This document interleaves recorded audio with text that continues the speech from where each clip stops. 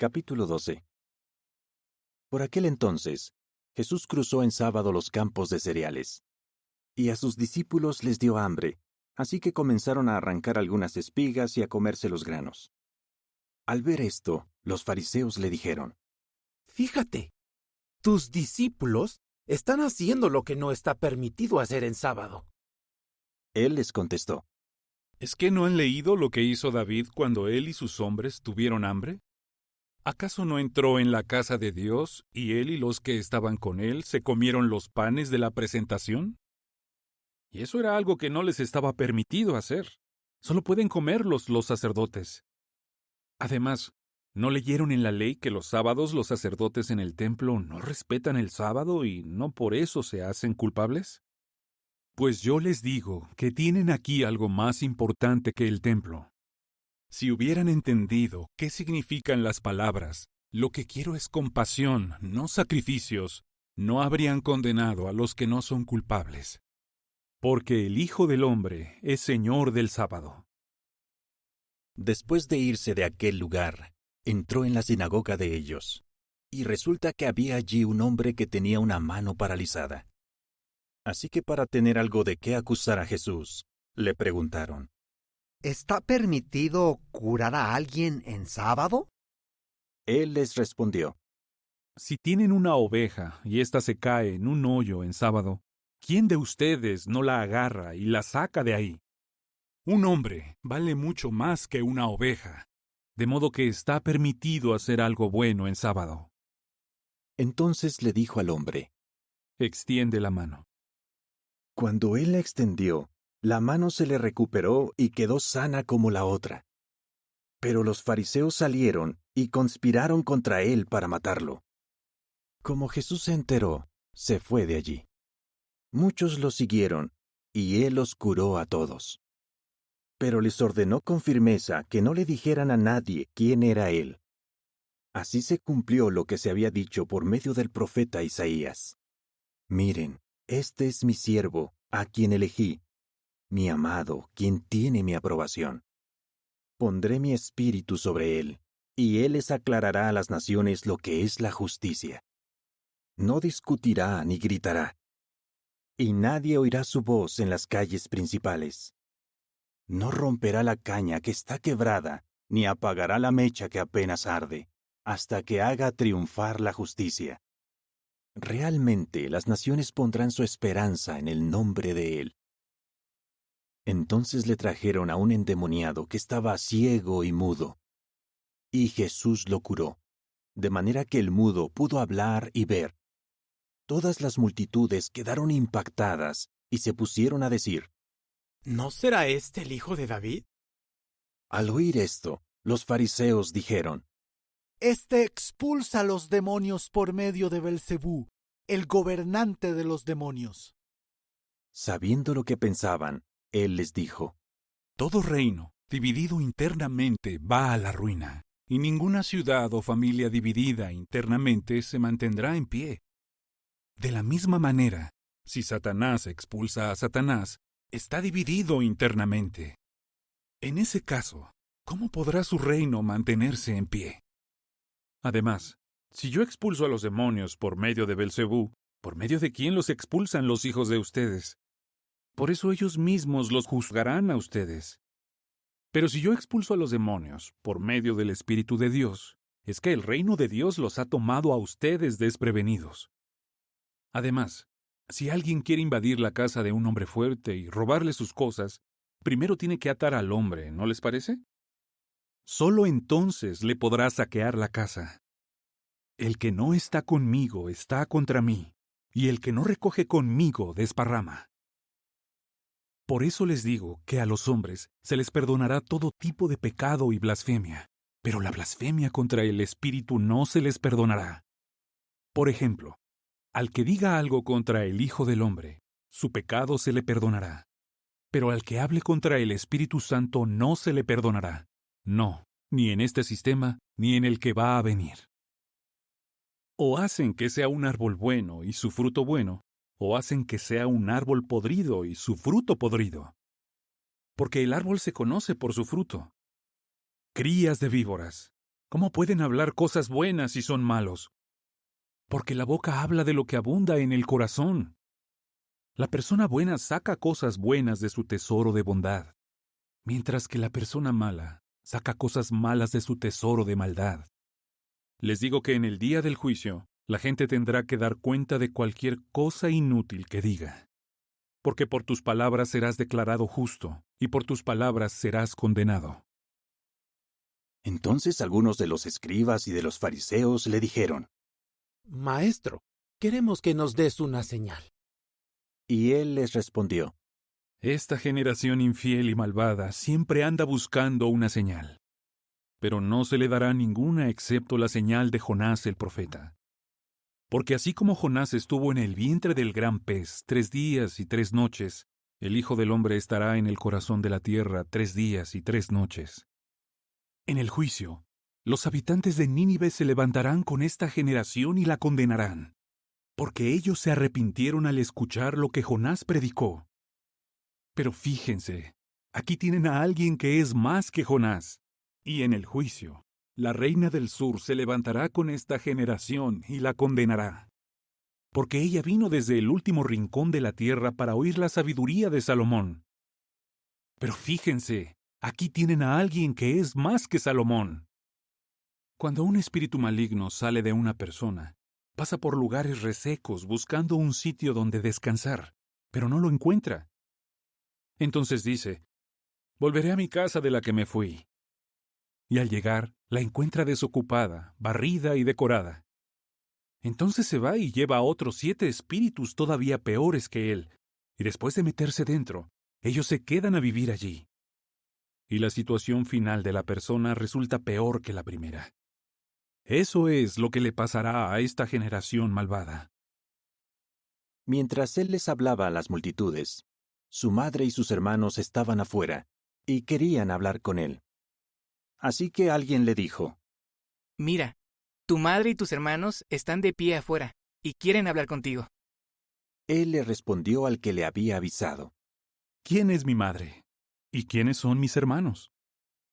Y señalando con la mano a sus discípulos, dijo: Mira, estos son mi madre y mis hermanos. Porque todo el que hace la voluntad de mi Padre que está en el cielo es mi hermano, y mi hermana, y mi madre. Capítulo 13.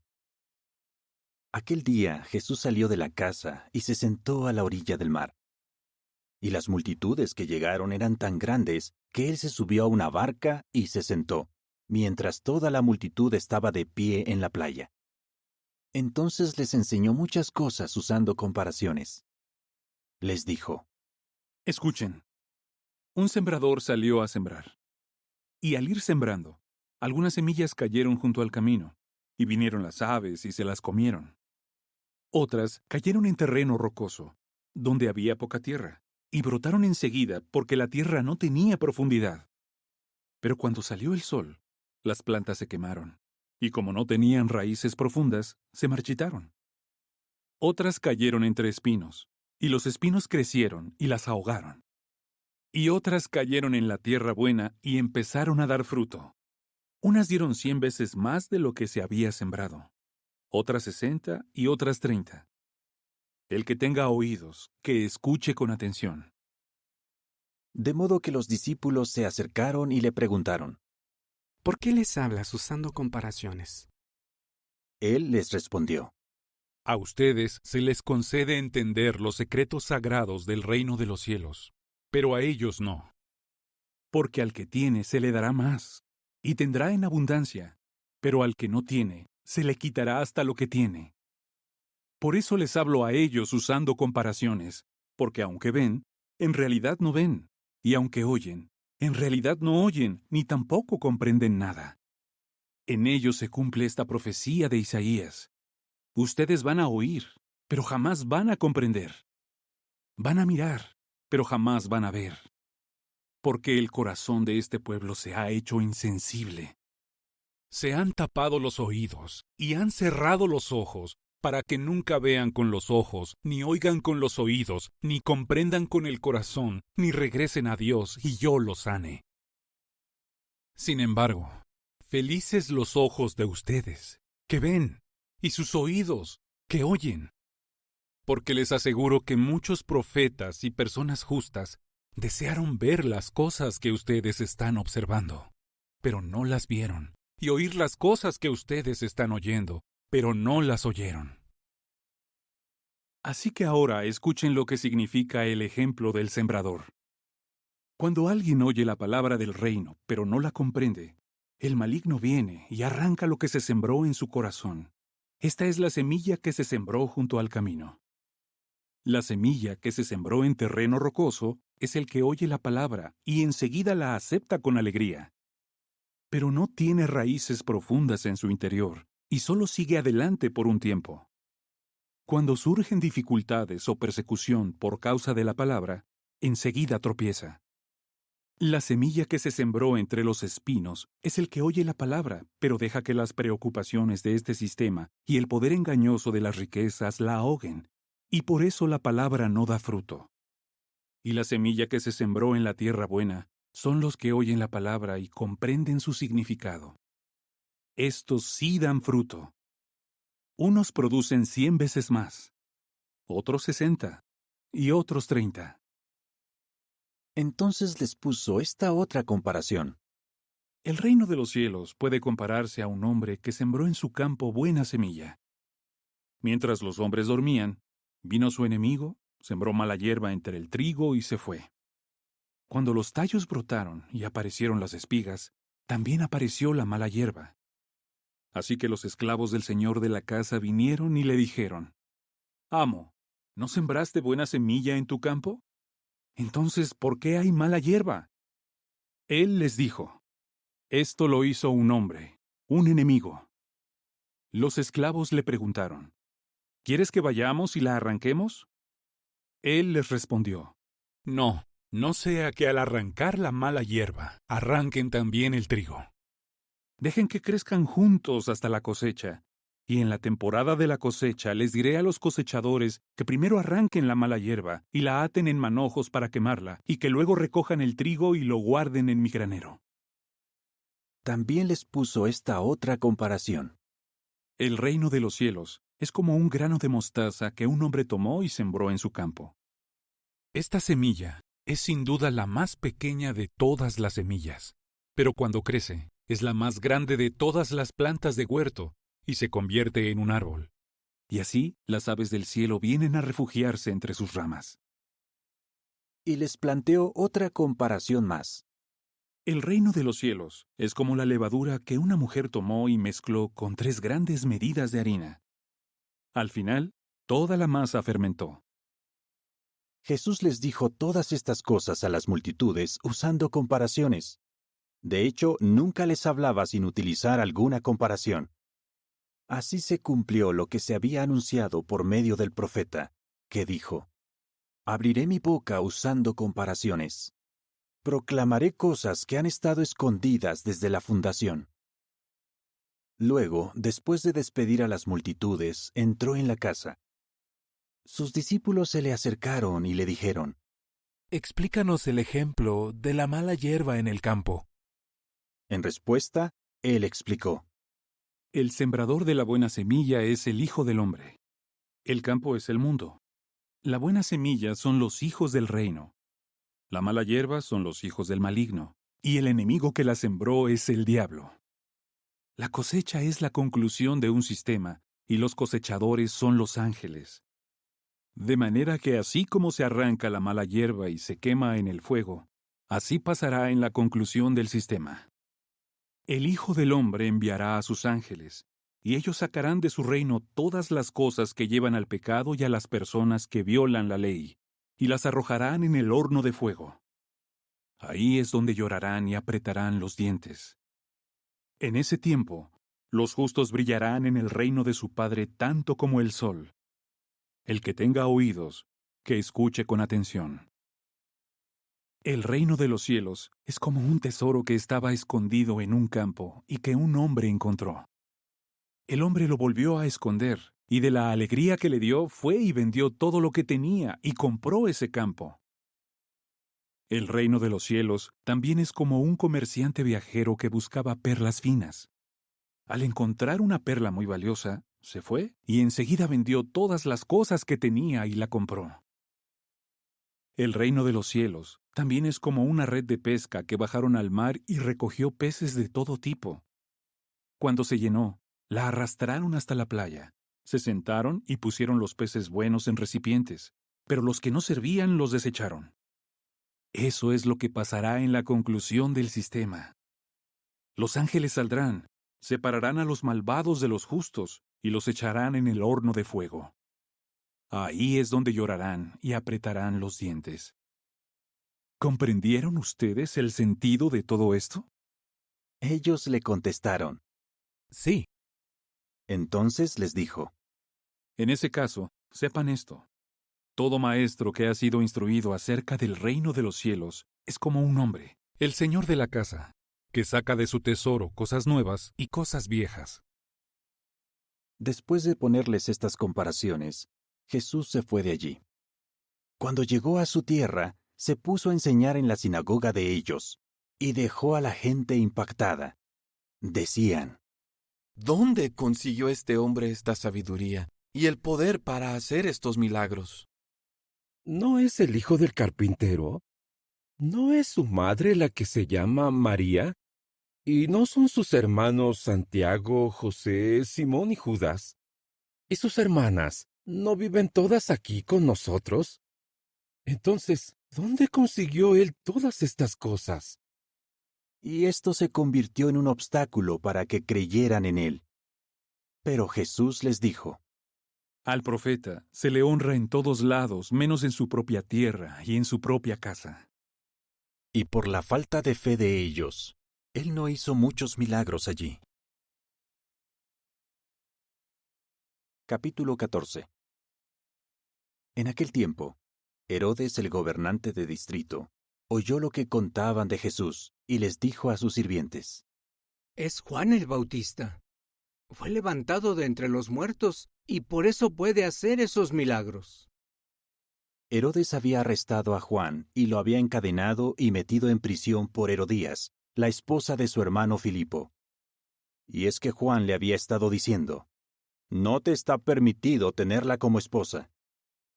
Herodes quería matarlo, pero le tenía miedo a la multitud, porque consideraban a Juan un profeta.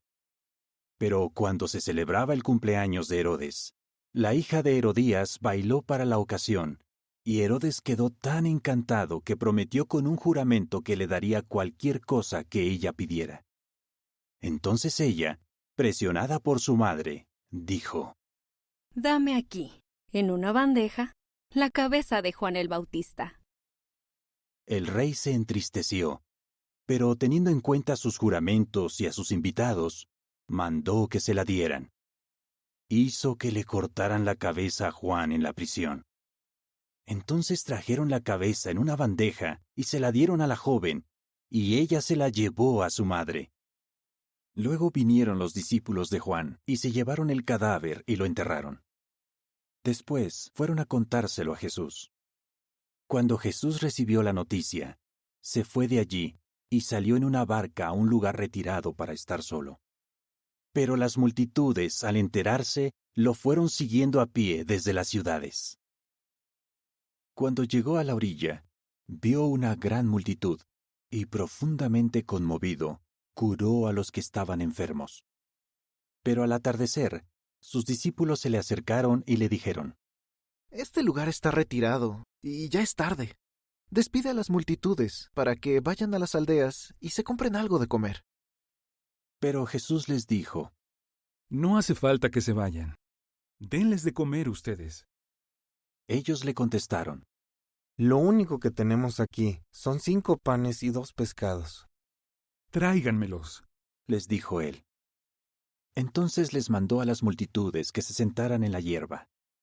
Luego tomó los 5 panes y los 2 pescados, y mirando hacia el cielo, hizo una oración. Y después de partir los panes, se los dio a los discípulos, quienes a su vez se los dieron a las multitudes. De modo que todos comieron y quedaron satisfechos. Luego recogieron 12 canastas llenas de los pedazos que sobraron. Comieron unos 5,000 hombres, además de las mujeres y los niños. Entonces, sin demora, él hizo que sus discípulos se subieran a la barca y fueran cruzando a la otra orilla, mientras él despedía a las multitudes. Después de despedir a las multitudes, subió solo a la montaña para orar. Cuando llegó la noche, él seguía allí a solas. En ese momento, la barca ya estaba muy lejos de la orilla, luchando contra las olas porque tenía el viento en contra. Pero en la cuarta vigilia de la noche, Jesús fue hacia ellos, caminando sobre el mar. Cuando los discípulos lo vieron caminando sobre el mar, se asustaron y dijeron: ¡Es un fantasma! Y se pusieron a gritar de miedo. Pero enseguida Jesús les dijo: Ánimo, soy yo. No tengan miedo. Pedro le contestó: Señor, si eres tú, ordéname que vaya hacia ti sobre el agua.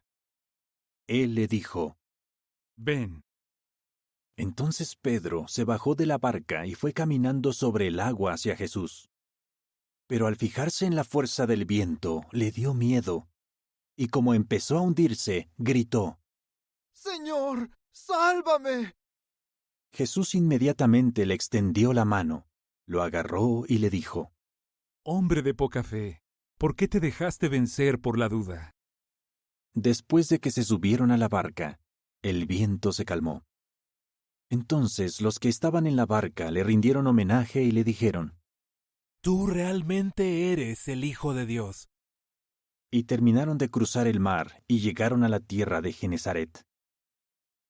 Al reconocerlo, los hombres del lugar divulgaron la noticia por toda aquella región, y la gente le trajo a todos los que estaban enfermos. Y les suplicaban que les permitiera tocar al menos el borde de su manto, y todos los que lo tocaban quedaban completamente sanos.